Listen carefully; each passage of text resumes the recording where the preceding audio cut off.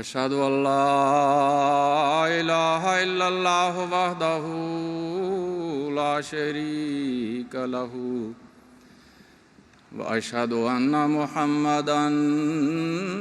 عبده ورسوله أما بعد فأعوذ بالله من الشيطان الرجيم بسم الله الرحمن الرحيم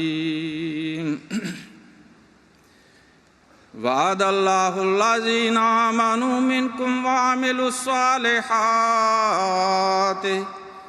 ليستخلفنهم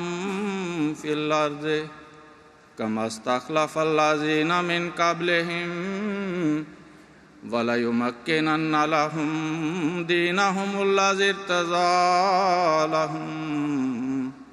وَلَيُبَدِّلَنَّهُم مِّن بَعْدِ خَوْفِهِمْ أَمْنًا يَعْبُدُونَنِي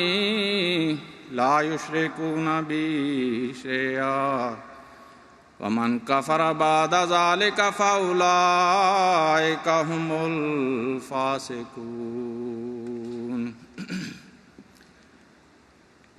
محترم صدر مجلس اور معزز سامعین حضرات، خاکسار کو آج جس موضوع پہ کچھ عرض کرنے کا ارشاد ہوا ہے وہ ہے خلافت روحانی زندگی کی ضامن۔ آج دنیا کی حالت پر غور کرنے والا ہر منصف مزاج شخص یہ اقرار کرنے پر مجبور ہے کہ دنیا مسلسل تباہی کی طرف گامزن ہے۔ قیام امن کی راہیں مسدود ہوتی چلی جا رہی ہیں۔ خود غرضی، لالچ، جھوٹ، بددیانتی، دھوکہ دہی اور بے انصافی سے دنیا میں افراتفری اور آپس میں خطرناک ٹکراؤ کے حالات جنم لے رہے ہیں، جن سے باہر نکلنے کا راستہ کسی کو سجھائی نہیں دیتا۔ طاقت کے نشے میں مخمور قومیں تہذیب و تمدن سے عاری ہو کر کمزور اقوام کی تذلیل کر رہی ہیں۔ اپنا پیٹ بھرنے کے لیے بے گناہ لوگوں کا خون بہایا جا رہا ہے۔ ایک طرف طاقتور اقوام زمین سے خدا کا نام اور آسمان سے اس کے وجود کو مٹانے کے درپے ہیں، تو دوسری طرف بظاہر خدا پر ایمان لانے والے بھی خدا کو چھوڑ کر انہی طاقتوں کے سامنے جھکنے پر مجبور ہیں۔ لیکن سوال یہ پیدا ہوتا ہے کہ کیا یہ سب اسی طرح ہوتا چلا جائے گا؟ کیا خدا کا نام واقعی مٹا دیا جائے گا؟ کیا اس کے رسول کی تعلیم نسیہ منسیہ ہو جائے گی؟ ہرگز نہیں۔ وہ خدا جو تمام قدرتوں کا مالک اور بادشاہوں کا بادشاہ ہے، اس کا وعدہ ہے کہ وہ ہرگز ایسا نہیں ہونے دے گا، بلکہ جس طرح اس نے دور اولیٰ میں ہمارے آقا و مولا حضرت اقدس محمد مصطفیٰ صلی اللہ علیہ وسلم کے ذریعے دین اسلام کی بنیاد رکھی اور پھر آپ کے بعد خلافت علی منہاج نبوت قائم فرمائی اور اس کے ذریعے سے اس دین کو مضبوط کیا، اسی طرح اس نے اپنے وعدے کے مطابق آخرین میں بھی حضرت محمد مصطفیٰ صلی اللہ علیہ وسلم کے غلام صادق کے ذریعے اسی دین کی نشت ثانیہ کی بنیاد رکھی اور پھر خلافت علی منہاج نبوت قائم کی ہے۔ اور ہمارا ایمان ہے کہ اب اس کے ذریعے روحانی دنیا میں ایک انقلاب برپا ہوگا اور حق اپنی تمام برکتوں کے ساتھ آئے گا اور باطل اپنی تمام نحوستوں کے ساتھ بھاگ جائے گا۔ جو اس خلافت سے چمٹے رہیں گے ان کے لیے نہ ختم ہونے والا اجر ہوگا، اور جو اس سے الگ ہوں گے وہ اسفل السافلین میں جا گریں گے اور روحانی ترقی کی راہیں کھو بیٹھیں گے۔ چنانچہ اللہ تعالیٰ فرماتا ہے کہ اللہ کا وعدہ ہے ان لوگوں سے جو ایمان لائے اور اعمال صالحہ بجا لاتے رہے، ان کو زمین میں اسی طرح خلافت عطا فرمائے گا جس طرح اس نے ان لوگوں کو جو ان سے پہلے تھے خلیفہ بنایا، اور ضرور ان کے لیے ان کے دین کو تمکنت عطا فرمائے گا اور ضرور ان کے خوف کے بعد کی حالت کو امن میں تبدیل کر دے گا۔ وہ میری عبادت کریں گے اور میرے ساتھ کسی کو شریک نہیں ٹھہرائیں گے، اور جو کوئی اس کے بعد انکار کرے گا تو یہی لوگ فاسقوں میں سے ہوں گے۔ اسی طرح حضور صلی اللہ علیہ وسلم نے فرمایا کہ تم میں نبوت رہے گی جب تک اللہ چاہے گا، پھر وہ اس کو اٹھا لے گا، اور پھر خلافت علی منہاج نبوت قائم ہوگی، پھر اللہ جب چاہے گا اس کو بھی اٹھا لے گا، تو پھر ایک ایذا رساں بادشاہت قائم ہوگی۔ جب یہ دور ختم ہوگا تو اس سے بھی بڑھ کر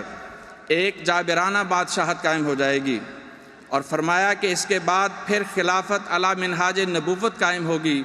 اور اس کے بعد آپ خاموش ہو گئے۔ حضرت مسیح موعود علیہ الصلوۃ والسلام فرماتے ہیں، تمہارے لیے دوسری قدرت کا دیکھنا بھی ضروری ہے،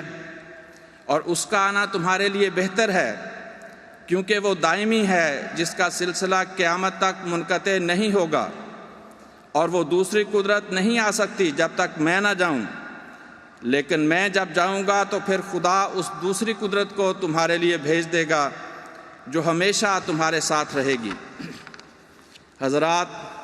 جب قرآن کریم میں ایمان اور عمل صالح کرنے والے لوگوں سے خدا خود خلافت کا وعدہ عطا فرما رہا ہے، اور حدیث میں رسول خدا صلی اللہ علیہ وسلم آخری زمانے میں خلافت کی خوشخبری عطا فرما رہے ہیں، اور اس زمانے میں حضرت مسیح موعود علیہ الصلوۃ والسلام خلافت کی نوید سنا رہے ہیں، تو یہی اس بات کا منہ بولتا ثبوت ہے کہ اس دور میں انسان کی روحانی زندگی صرف اور صرف خلافت سے وابستہ ہے، اور اللہ تعالیٰ مومنوں سے وعدہ فرما رہا ہے کہ اگر تم ایمان لا کر عمل صالح کرو گے تو تمہیں خلافت کی صورت میں ایسا نظام عطا کروں گا جس سے تمہارے دین کو مضبوطی ملے گی، تمہارے خوف امن میں تبدیل ہوں گے، تمہارے اندر عبادت کا قیام ہوگا، اور تم شرک کی نجاست سے محفوظ رہو گے۔ یعنی عبادت کا فقدان اور شرک پرستی روحانی زندگی کی دشمن ہیں، لیکن خلافت کی برکت سے حقیقی عبادت قائم ہوگی اور شرک کا خاتمہ ہوگا۔ اس طرح انسان کے لیے روحانی زندگی کی نہر جاری کر دی جائے گی۔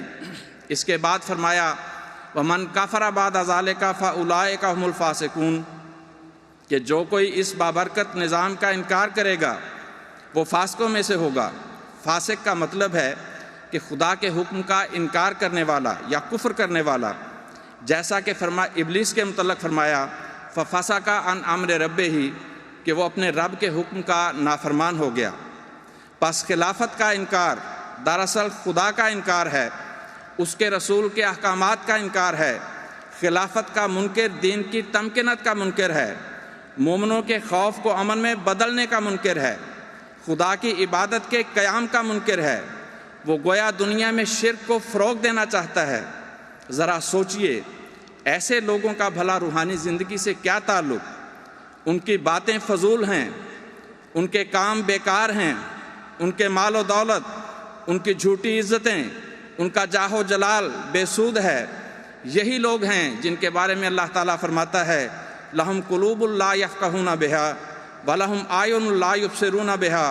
وَلَهُمْ آذَانٌ لَا يَسْمَعُونَ بِهَا أُولَٰئِكَ كَالْأَنْعَامِ بَلْ هُمْ أَضَلُّ، کہ ان کے دل تو ہیں لیکن وہ سوچنے سے عاری ہیں،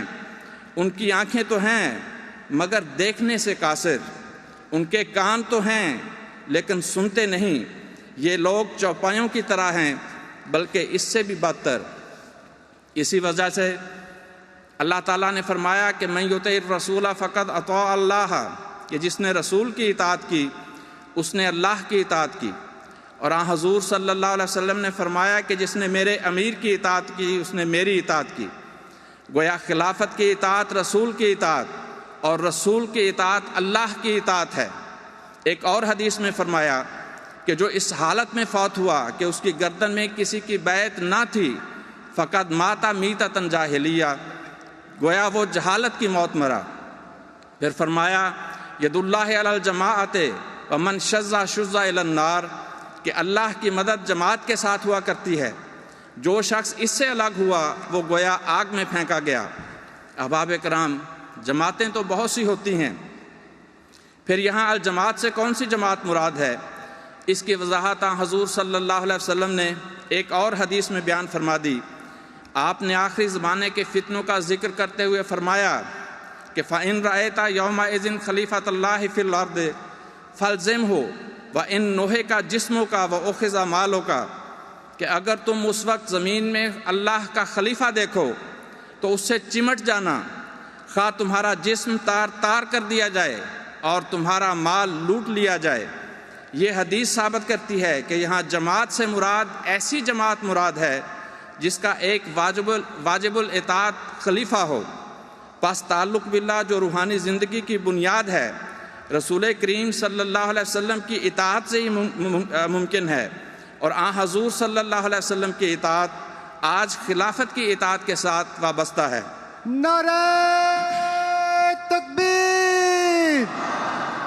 اسلام احمدیت، خلافت احمدیہ، حضرت امیر المومنین، نعرہ تکبیر۔ حضرت مسلم موعود رضی اللہ تعالیٰ عنہ فرماتے ہیں، دراصل اقامت الصلاۃ بغیر خلیفہ کے نہیں ہو سکتی، اسی طرح اطاعت رسول بھی خلیفہ کے بغیر نہیں ہو سکتی، کیونکہ رسول کی اطاعت کی اصل غرض یہ ہوتی ہے کہ سب کو وحدت کے رشتے میں پرو دیا جائے۔ یوں تو صحابہ بھی نمازیں پڑھتے تھے اور آج کل کے مسلمان بھی نمازیں پڑھتے ہیں، صحابہ بھی حج کرتے تھے اور آج کے مسلمان بھی حج کرتے ہیں،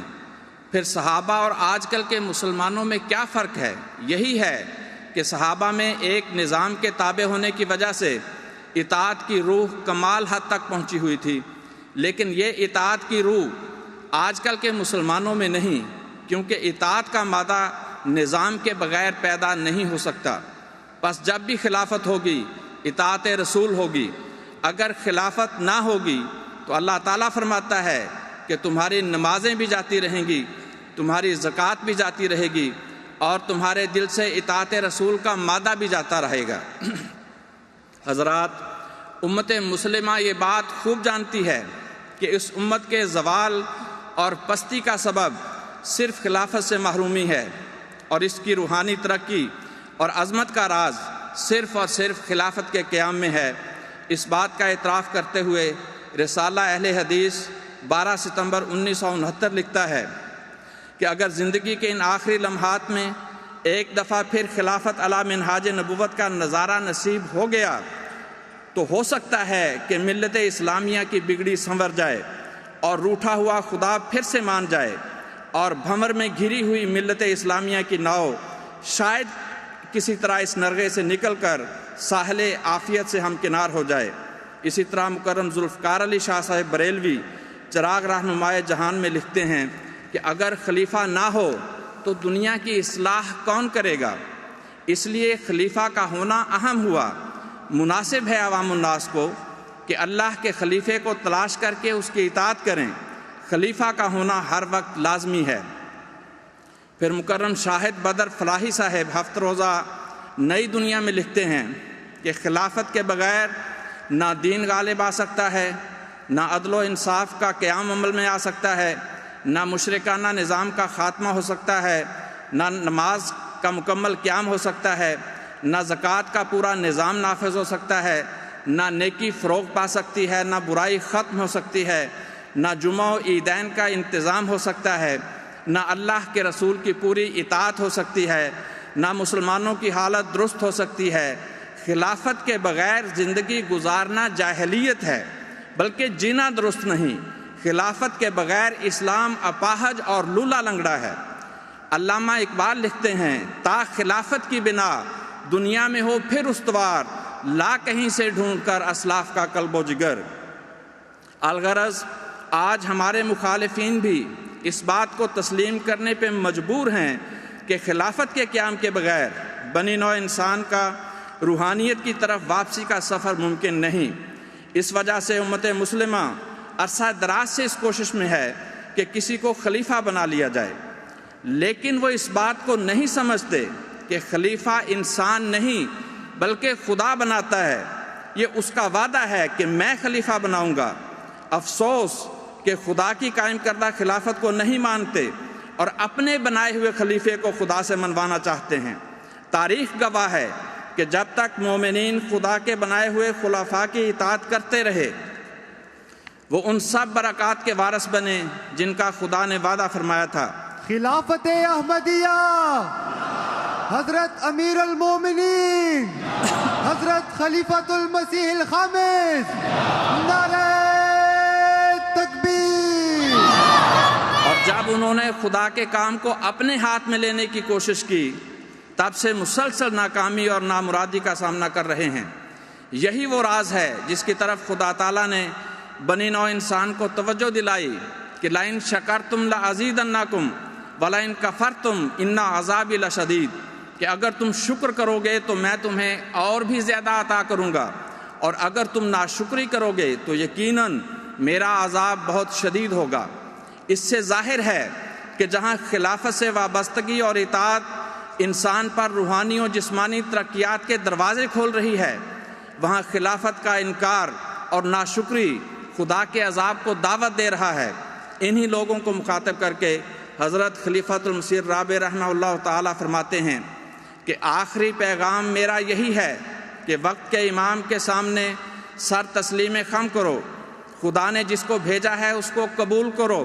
وہی ہے جو تمہاری سربراہی کی اہلیت رکھتا ہے۔ خدا کی قائم کردہ قیادت کے انکار کے بعد تمہارے لیے امن اور فلاح کی کوئی راہ باقی نہیں۔ میں تمہیں یقین دلاتا ہوں اگر آج تم خدا کی قائم کردہ قیادت کے سامنے سر تسلیم خم کر لو تو تمام دنیا میں اسلام کے غلبہ نو کی ایک ایسی عظیم تحریک چلے گی کہ دنیا کی کوئی طاقت اس کا مقابلہ نہیں کر سکے گی۔ حضرت خلیفۃ المسیح الخامس ایدہ اللہ تعالیٰ بنصر العزیز فرماتے ہیں قدرت ثانیہ خدا کی طرف سے ایک بڑا انعام ہے جس کا مقصد قوم کو متحد کرنا اور تفرقے سے محفوظ کرنا ہے۔ یہ وہ لڑی ہے جس میں جماعت موتیوں کی مانند پروئی ہوئی ہے۔ اگر موتی بکھرے ہوئے ہوں تو نہ تو محفوظ ہوتے ہیں اور نہ ہی خوبصورت معلوم ہوتے ہیں۔ ایک لڑی میں پروئے ہوئے موتی ہی خوبصورت اور محفوظ ہوتے ہیں۔ اگر قدرت ثانیہ نہ ہو تو اسلام کبھی ترقی نہیں کر سکتا۔ حضرات، خلافت ایک آسمانی بادشاہت ہے جس کا موازنہ دنیا کی بادشاہتوں سے نہیں کیا جا سکتا۔ لہٰذا جب ہم خلافت کے ذریعے عبادت کے قیام کی بات کرتے ہیں تو اس سے مراد محض دکھاوے کے نماز روزے نہیں بلکہ عبادت ہر اس فعل کا نام ہے جو خدا کی رضا کے لیے کیا جائے۔ حتیٰ کہ حضور صلی اللہ علیہ وسلم نے فرمایا کہ اگر ایک خاوند خدا کی رضا کے لیے اپنی بیوی کے منہ میں لقمہ بھی ڈالتا ہے تو وہ بھی عبادت ہے۔ لہٰذا بلا تفریق رنگ و نسل تمام انسانوں سے ہمدردی کرنا اور انسانی فلاح و بہبود میں مصروف رہنا، یتیموں، مسکینوں، بیواؤں اور غریبوں کا خیال رکھنا، یہ بھی عبادت کا ایک لازمی حصہ ہے۔ اس کے بغیر نماز اور روزہ مکمل نہیں ہوتا، بلکہ انسانی ہمدردی سے خالی نمازوں کے متعلق اللہ تعالیٰ نے فرمایا کہ وہ انسان کو ہلاکت کی طرف لے کے جانے والی ہیں۔ اللہ فرماتا ہے ارأیت الذی یکذب بالدین فذلک الذی یدع الیتیم ولا یحض علی طعام المسکین فویل للمصلین الذین هم عن صلاتهم ساہون الذین هم یراؤون ویمنعون الماعون، کہ کیا تو نے اس شخص کو دیکھا ہے جو دین کو جھٹلاتا ہے؟ وہی تو ہے جو یتیم کو دھتکارتا ہے اور مسکین کو کھانا کھلانے کی ترغیب نہیں دیتا۔ بس ایسے نمازیوں کے لیے بھی ہلاکت ہے جو اپنی نمازوں کی حقیقت سے غافل ہیں اور دکھاوے سے کام لیتے ہیں اور عام استعمال کی چیزیں بھی روک رکھتے ہیں۔ اب خدا فرما رہا ہے کہ خلافت کے ذریعے حقیقی عبادت کا قیام ہوگا، اور یہ آیات بتا رہی ہیں کہ عبادت میں تمام دنیا کے یتیموں اور مسکینوں کا خیال رکھنا بھی شامل ہے۔ تو معلوم ہوا کہ نظام خلافت کے مخالف دراصل نماز و روزے کے ہی مخالف نہیں، وہ یتیموں کو دھکے دینے والے اور مسکینوں کو بھوکے مارنے والے بھی ہیں۔ اگر یہ لوگ حکمران بنتے ہیں تو مسکینوں کا مال ظلم سے چھین لیتے ہیں۔ یہ خود غرض لوگ اگر غریبوں کی مدد کرتے بھی ہیں تو محض دکھاوے کے لیے کرتے ہیں۔ ان کی یہ عبادتیں کسی کام نہیں آئیں گی، بلکہ یہ دکھاوے کی عبادتیں جن کی بنیاد ہی ظلم ہے انہیں ہلاکت کی طرف لے جائے گی۔ حقیقی عبادت کا قیام اس خلافت کے ذریعے ہی ممکن ہے جو نہ شرقی ہے نہ غربی ہے، نہ شمالی ہے نہ جنوبی، بلکہ وہ پوری دنیا کے غریبوں، یتیموں اور مسکینوں کا درد رکھنے والی اور ان کے حقوق ادا کرنے والی ہے۔ آج روئے زمین پر جماعت احمدیہ کے علاوہ کوئی یہ دعویٰ نہیں کر سکتا کہ ہمیں ایسا لیڈر اور امام میسر ہے جو ہمارے دکھوں میں تڑپتا ہو، جسے دنیا کے ہر کونے میں بسنے والے مومنوں کی فکر بے چین کر دیتی ہو، جو ساری ساری رات ہمارے لیے خدا کے حضور سجدہ ریز ہو۔ اسی تڑپ اور محبت کا ذکر کرتے ہوئے حضرت مسلم موعود رضی اللہ تعالیٰ عنہ فرماتے ہیں کہ تمہارے لیے ایک شخص تمہارا درد رکھنے والا، تمہاری محبت رکھنے والا، تمہارے دکھ کو اپنا دکھ سمجھنے والا، تمہاری تکلیف کو اپنی تکلیف جاننے والا، تمہارے لیے خدا کے حضور دعائیں کرنے والا ہے۔ اسی طرح ہمارے پیارے امام حضرت خلیفۃ المسیح الخامس ایدہ اللہ تعالیٰ بنصر العزیز اپنے جذبات کا اظہار یوں فرماتے ہیں کہ جماعت احمدیہ کے افراد ہی وہ خوش قسمت ہیں جن کی فکر خلیفہ وقت کو رہتی ہے کہ وہ تعلیم حاصل کریں، ان کی صحت کی فکر، رشتے کے مسائل، غرض کے کوئی مسئلہ بھی دنیا میں پھیلے ہوئے احمدیوں کا، چاہے وہ ذاتی ہو یا جماعتی، ایسا نہیں جس پر خلیفہ وقت کی نظر نہ ہو اور اس کے حل کے لیے وہ عملی کوشش کے علاوہ خدا تعالیٰ کے حضور جھکتا نہ ہو اور اس سے دعائیں نہ مانگتا ہو۔ لیکن دوسری طرف مسلمان ہو یا غیر مسلم، یہ لوگ غریبوں پر کیسے کیسے ظلم کر رہے ہیں اس کے بیان کی ضرورت نہیں۔ لہٰذا یہ لوگ خواہ کسی مذہب سے تعلق رکھتے ہوں، ان کی عبادتیں عبادت کہلانے کے لائق نہیں، بلکہ آج عبادت کا قیام کرنے والی خدا کی قائم کردہ خلافت ہے جو عدل و انصاف سے سب کے حقوق کی بات کرتی ہے، سب دنیا کے حکمرانوں کی رہنمائی کر رہی ہے۔ آج اس خلافت کے علاوہ عافیت کا کوئی حصار نہیں ہے۔ حضرت مسلم موعود رضی اللہ تعالیٰ عنہ فرماتے ہیں آئین اسلام خلافت سے تعلق رکھتا ہے، اور خلافت کے معنی ہیں کہ سارے مسلمان اس کے تابع ہو جائیں۔ حکومت الہیہ دراصل عرش پہ ہے، دنیا میں صرف اس کا ذل قائم ہوتا ہے، اور قرآن کریم میں یہ وعدہ ہے کہ ہر حملہ جو اس حکومت پر ہوگا ہم پر ہوگا،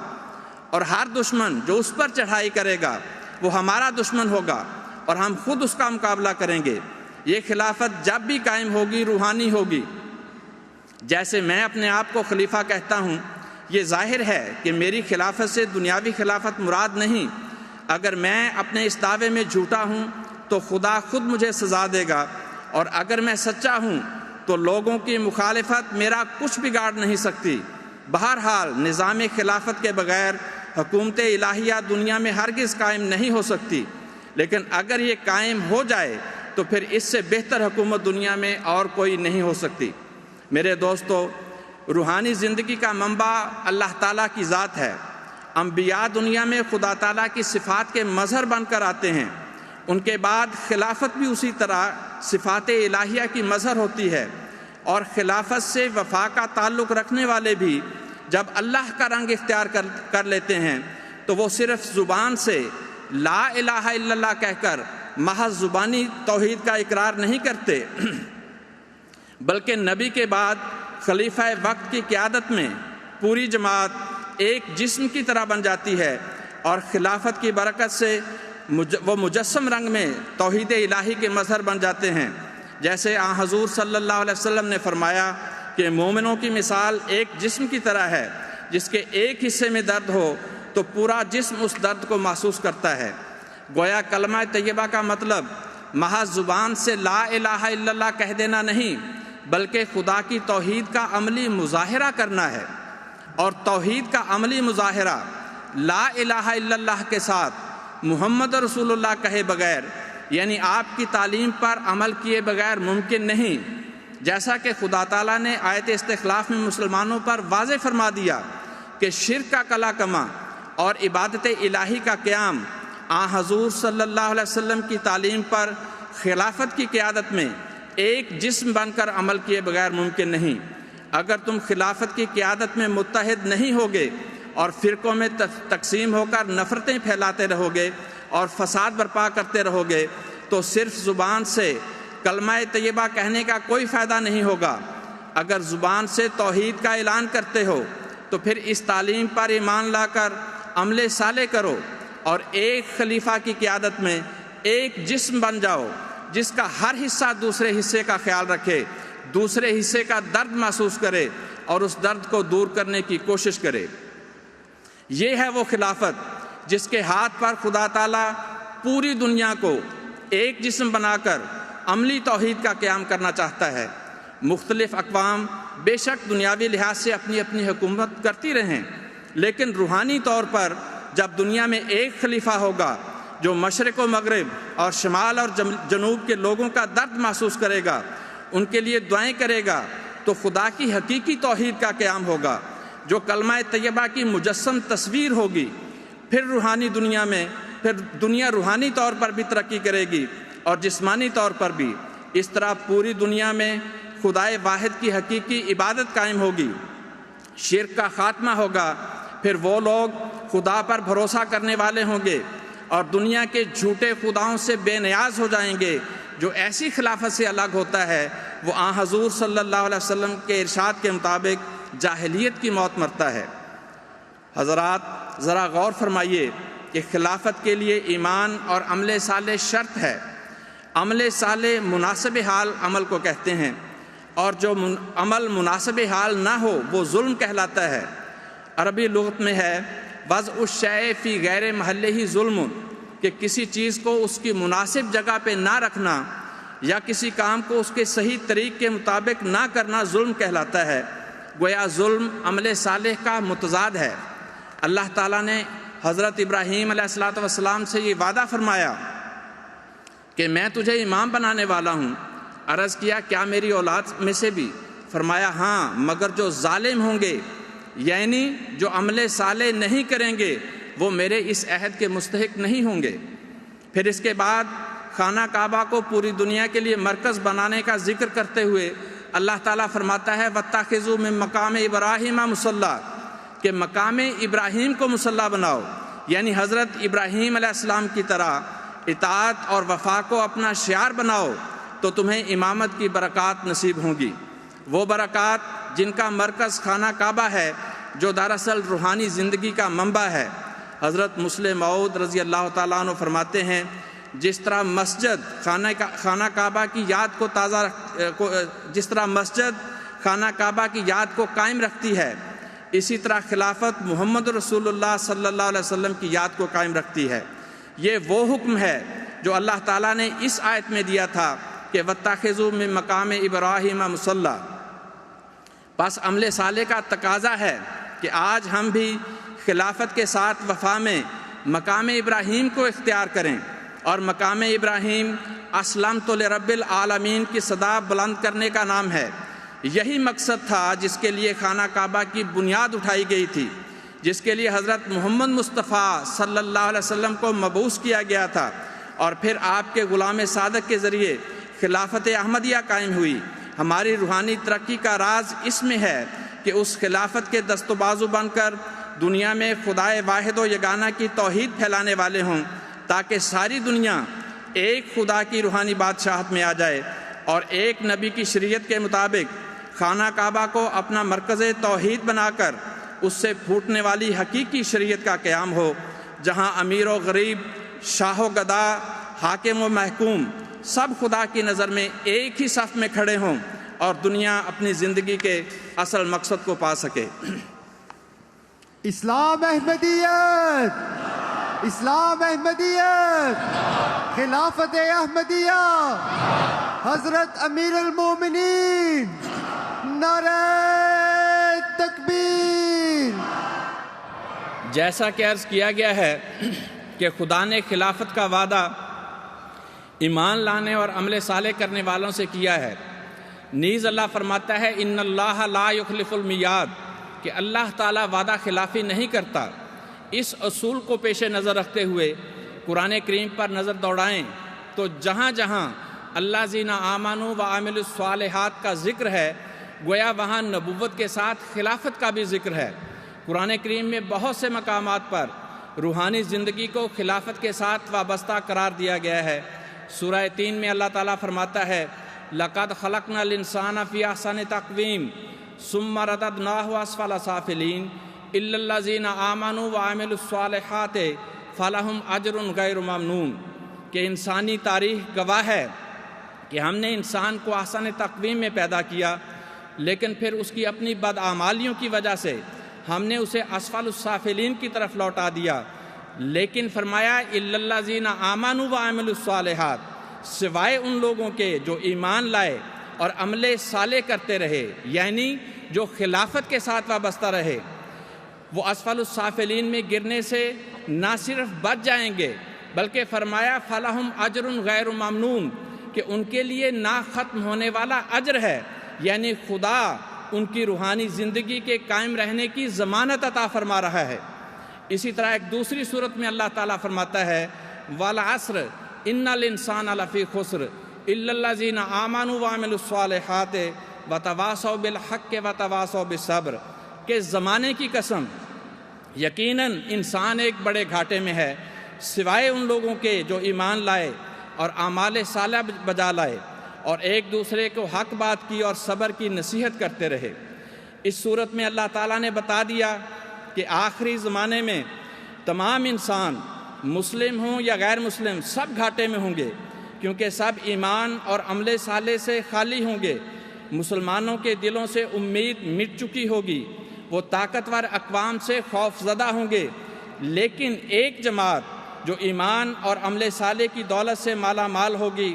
اور خدا کے وعدے کے مطابق خلافت کے ساتھ وابستہ ہوگی، وہ نہ تو کسی کی دولت سے متاثر ہوگی نہ کسی کی طاقت سے خوف کھائے گی، بلکہ خلافت کی برکت سے وہ خود بھی حق بات پر قائم رہیں گے اور دوسروں کو بھی حق بات کی تلقین کرتے رہیں گے۔ ان پر مصائب آئیں گے، حوادث کی آندھیاں چلیں گی، ان پر عرصہ حیات تنگ کرنے کی کوشش کی جائے گی،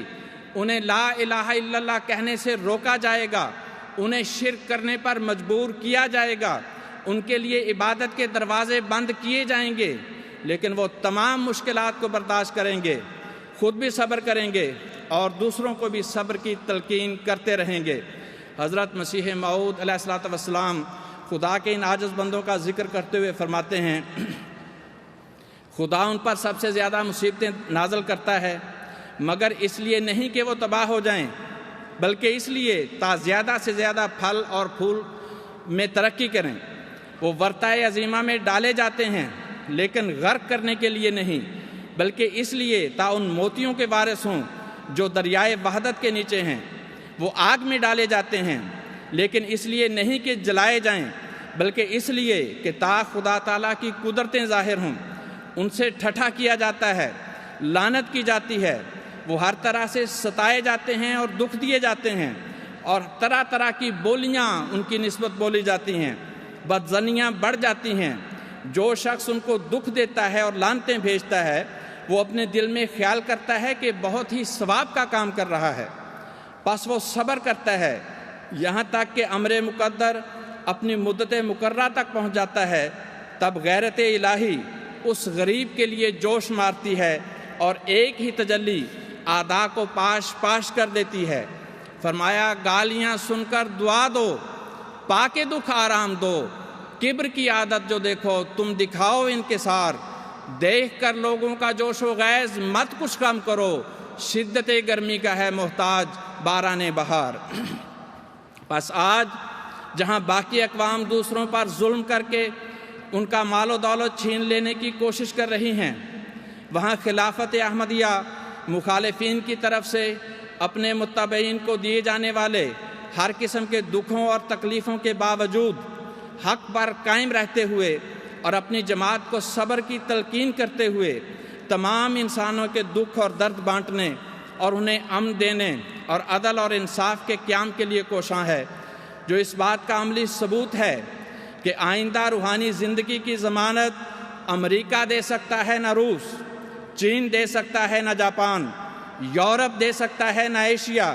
اور نہ ہی دنیا کا کوئی اور ملک یا طاقت دے سکتی ہے، بلکہ یہ ضمانت صرف اور صرف خدا عطا کر سکتا ہے۔ اور آج خدا نے اس کا صرف ایک ہی ذریعہ پیدا کیا ہے، اور وہ اس آخری زمانے میں حضور صلی اللہ علیہ وسلم کی پیش گوئی کے مطابق خدا کی قائم کردہ خلافت ہے۔ جو اس سے منہ موڑتا ہے وہ خدا سے منہ موڑتا ہے اور وہ خود اپنی روحانی موت کے سامان کرتا ہے۔ عزیز دوستو، روحانی زندگی کی ترقی آج صرف اسلام سے وابستہ ہے، اور اسلام کی دوبارہ زندگی حضرت مسیح موعود علیہ السلام کے ذریعے اور اس کی تکمیل خلافت کے ذریعے مقدر ہے۔ اب خلافت کے ذریعے اس روحانی مشن کے مکمل ہونے کی خبر دیتے ہوئے حضرت مسیح موعود علیہ السلام فرماتے ہیں، غیر معبود ہلاک ہوں گے اور جھوٹے خدا اپنی خدائی کے وجود سے منقطع کیے جائیں گے، اور وہ تمام خراب استعدادیں بھی مریں گی جو جھوٹے خداؤں کو قبول کر لیتی تھیں۔ نئی زمین ہوگی اور نیا آسمان ہوگا۔ اب وہ دن نزدیک آتے ہیں جو سچائی کا آفتاب مغرب کی طرف سے چڑھے گا اور یورپ کو سچے خدا کا پتہ لگے گا، اور بعد اس کے توبہ کا دروازہ بند ہوگا، کیونکہ داخل ہونے والے بڑے زور سے داخل ہو جائیں گے اور باقی وہی رہ جائیں گے جن کے دل پر فطرت سے دروازے بند ہیں اور نور سے نہیں بلکہ تاریکی سے محبت رکھتے ہیں۔ قریب ہے کہ سب ملتیں ہلاک ہوں گی مگر اسلام، اور سب حربے ٹوٹ جائیں گے مگر اسلام کا آسمانی حربہ، کہ نہ وہ ٹوٹے گا اور نہ کند ہوگا جب تک دجالیت کو پاش پاش نہ کر دے۔ وہ وقت قریب ہے کہ خدا کی سچی توحید، جس کو بیابانوں کے رہنے والے اور تمام تعلیموں سے غافل بھی اپنے اندر محسوس کرتے ہیں، ملکوں میں پھیلے گی۔ اس دن نہ کوئی مصنوعی کفارہ باقی رہے گا، نہ کوئی مصنوعی خدا، اور خدا کا ایک ہی ہاتھ کفر کی سب تدبیروں کو باطل کر دے گا، لیکن نہ کسی تلوار سے اور نہ کسی بندوق سے، بلکہ مستعد روحوں کو روشنی عطا کرنے سے اور پاک دلوں پر ایک نور اتارنے سے۔ تب یہ باتیں جو میں کہتا ہوں سمجھ میں آئیں گی۔ آپ مزید فرماتے ہیں، میں بڑے دعوے اور استقلال سے کہتا ہوں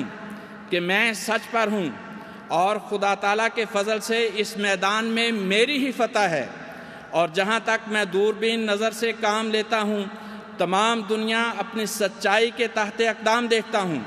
اور قریب ہے کہ میں ایک عظیم الشان فتح پاؤں، کیونکہ میری زبان کی تائید میں ایک اور زبان بول رہی ہے، اور میرے ہاتھ کی تقویت کے لیے ایک اور ہاتھ چل رہا ہے، جس کو دنیا نہیں دیکھتی مگر میں دیکھ رہا ہوں۔ میرے اندر ایک آسمانی روح بول رہی ہے جو میرے لفظ لفظ اور حرف حرف کو زندگی بخشتی ہے، اور آسمان پر ایک جوش اور ابال پیدا ہوا ہے جس نے ایک پتلی کی طرح اس مشت خاک کو کھڑا کر دیا۔ ہر ایک وہ شخص جس پر توبہ کا دروازہ بند نہیں، ان قریب دیکھ لے گا کہ میں اپنی طرف سے نہیں ہوں۔ اب اسی گلشن میں لوگوں راحت و آرام ہے، وقت ہے جلد آؤ اے آوار گانے دشت خار، قوم کے لوگوں ادھر آؤ کہ نکلا آفتاب، وادی ظلمت میں کیا بیٹھے ہو تم لیل و نہار۔ فاخر دعوانا